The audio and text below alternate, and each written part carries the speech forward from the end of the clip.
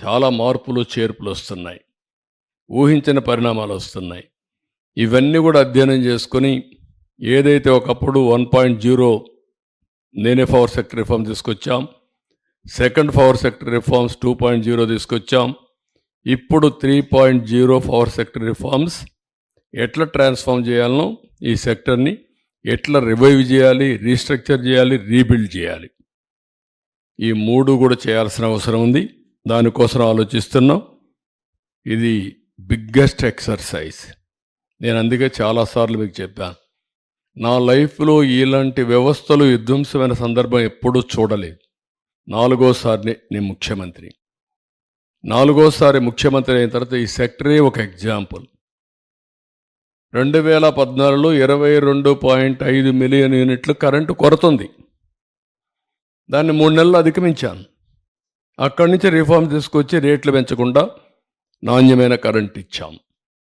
అంత మునుపు 94-95 దేశమంతా ఉంది ఆ సమస్య, నాకు ఒక్కడికే కాదు. అప్పుడే పవర్ సెక్టర్ రిఫార్మ్స్ తీసుకొచ్చాం.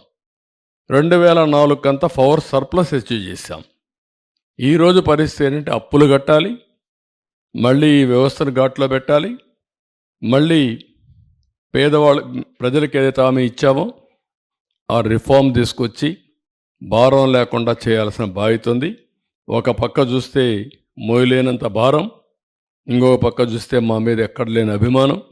ఈ రెండు ఏ విధంగా ఆలోచించడమే కాకుండా ఏ విధంగా రివ్యూ చేయాలనో ప్రజలందరి సజెషన్స్ తీసుకుంటాం, ఆలోచనలు తీసుకుంటాం. ఎంత తొందరగా వీలైతే అంత తొందరగా ఈ వ్యవస్థను ఘాట్లో పెట్టడానికి ఎన్ని ప్రయత్నాలుంటే అన్ని ప్రయత్నాలు చేస్తాం. Very tight rope.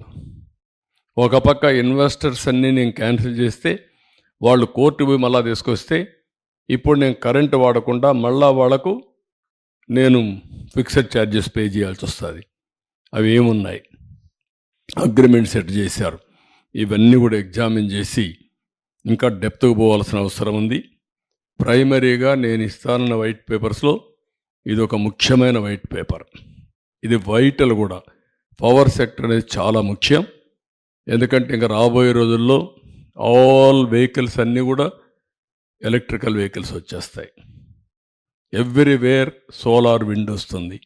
ఇంకా మనం ముందుకు పోతే హైబ్రిడ్ మోడల్లో కానీ తయారు చేసుకోగలిగితే టోటల్గా కాస్ట్ కూడా తగ్గించే అవకాశం వస్తుంది.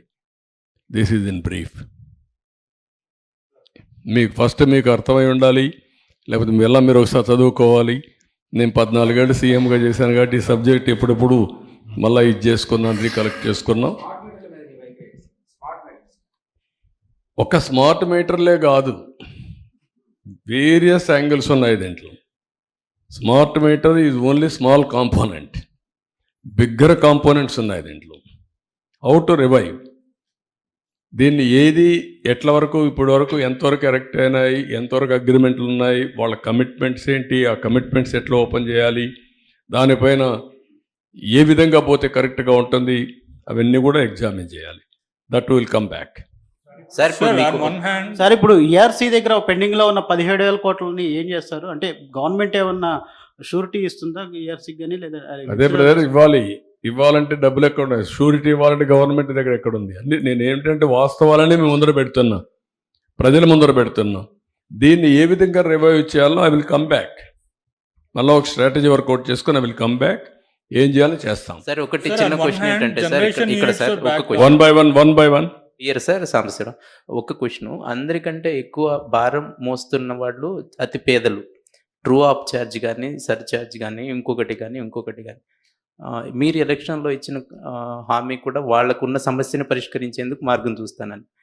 ఫస్ట్ ప్రయారిటీగా దాని మీద ఏమైనా మీరు యాక్షన్ తీసుకునే అవకాశం ఉందా? ఉంటే ఆ ఆలోచన ఏంటి చెప్పగలిగితే బాగుంటుంది. అంటే నేను ఏమంటానంటే, ఇప్పుడు ఇమ్మీడియట్గా భారం పడిపోయింది.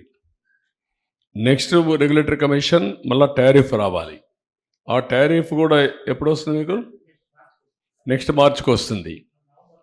నవంబర్లో ఫైల్ చేస్తారు, అప్పుడు వస్తుంది. ఒక పక్క టారిఫ్ని ఎట్లా కంట్రోల్ చేయాలి, రెండోది దీన్ని ఎట్లా రివైవ్ చేయాలి. పేదవాళ్ళకు లాంగ్ టర్మ్లో, ఇప్పుడు షార్ట్ టర్మ్లో కూడా నెక్స్ట్ నుంచి ఎట్లా చేయాలి, ఆ తర్వాత ఎట్లా చేయాలి. వేరియస్ ఛాలెంజెస్ ఉన్నాయి. ఇప్పుడు నేను ఢిల్లీకి వెళ్ళాను, అందరి మంత్రులను కలిశాను, ఫైనాన్స్ మినిస్టర్ని కలిశాను.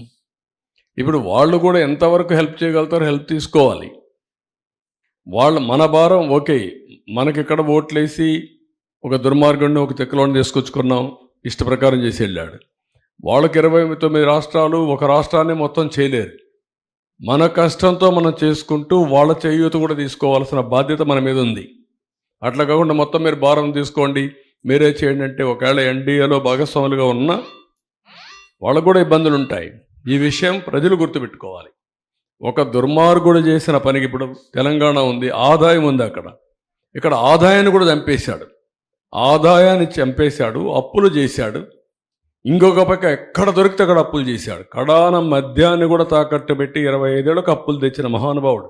ప్రభుత్వ భూముల తాకట్టు పెట్టి అప్పులు తీసుకొచ్చిన వ్యక్తి. ఇది చాలా డిబేట్ జరగాలి. ఇప్పుడు నా 45 ఏళ్ల రాజకీయ జీవితంలో ఎప్పుడూ చూడనటువంటి దుర్మార్గమైన పాలనని ఈ 5 ఏళ్లలో చూసాం అంతే. సార్ ఇప్పుడు 2014 నుంచి 19 వరకు పవర్ ఇంటరప్షన్ లేదు, ప్లస్ ఛార్జీలు కూడా పెంచలేదు.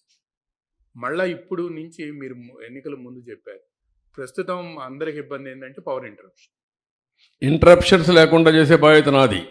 అది రేపు ఎల్లుండి చేస్తాం. ఇప్పుడే చెప్తున్నా మీ అందరి ముందర, మా విజయానందకి, ట్రాన్స్కోకి అందరికీ చెప్తున్నా, we are very clear, I'm very clear. Everywhere meters ఉంటాయి, బీ కేర్ఫుల్.